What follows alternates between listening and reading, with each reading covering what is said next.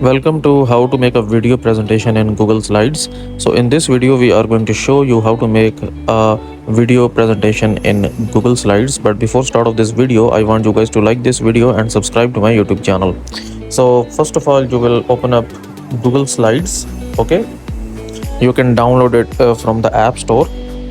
And then what you're gonna need to do here is you will basically make a new presentation. So you will tap on the plus icon at the bottom right here and then new presentation, and then you will give it a name, and then you can add multiple pages like this one.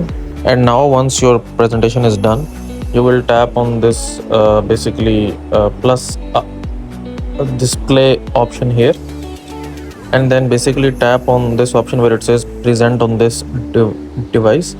And now our presentation is loading. Okay, so now we can play this presentation as a video presentation. Okay, so that's it for this video, guys. If you find it useful, kindly like this video and subscribe to my channel, and I will meet you in the next video.